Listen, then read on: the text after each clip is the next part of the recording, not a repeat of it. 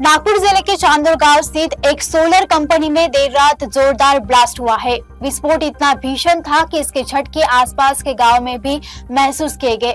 इस हादसे में कई लोग घायल हुए हैं, वहीं 2 की हालत गंभीर बताई जा रही है। मौके पर पुलिस और बचाव दल पहुंची और राहत कार्य लगातार जारी रहा। नागपुर जिले के कमलेश्वर तहसील में चांदुर गांव के पास सोलर कंपनी में फिर एक बार बड़ा हादसा हुआ है।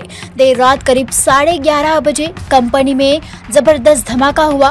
उस समय नाइट शिफ्ट में करीब 900 से 1000 मजदूर काम कर रहे थे। धमाके में अरुण कुमार और सनी नाम के 2 लोग गंभीर रूप से घायल हुए हैं, जबकि 15 से अधिक लोग जख्मी बताए जा रहे हैं। घायलों की संख्या और बढ़ सकती है। विस्फोट इतना भीषण था कि आसपास के गांव तक उसके झटके महसूस किए गए। सूचना मिलते ही पुलिस और बचाव दल घटनास्थल पर पहुंच गए हैं और राहत कार्य जारी है। सुरक्षा कारणों से कंपनी परिसर के बाहर पर्याप्त पुलिस बल तैनात किए गए हैं। वहीं पूर्व गृह मंत्री अनिल देशमुख भी घटनास्थल के लिए पहुंच गए। सर, जवळपास रात्री 1 ते 1:30 वाजता आम्हाला फोन कॉल आला की अमरावती रोडवर एक फॅक्टरी आहे जिथे ब्लास्ट झालेला आहे। तिथून आम्ही ते लोक म्हणाले की आम्ही काही मरीज आणि ज्यांना बाधा झालेली आहे ते आणतो दवाखान्यामध्ये।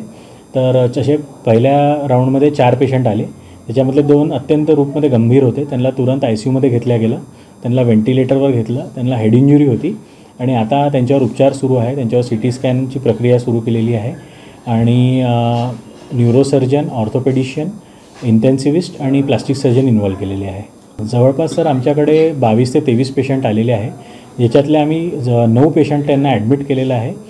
9 पेशंटपैकी 2 गंभीर आहे आणि बाकी सगळे पेशंटला आम्ही OPD बेसिसवर फर्स्ट एड देऊन रिलीज केलेला आहे। सर 2 पेशंट आहे त्यांना हेड इंजुरी आली आहे। असं होऊ शकतं की काही मोठा मलबा त्यांच्यावर पडला असेल, त्याच्यामुळे ही हेड इंजुरी झालेली आहे।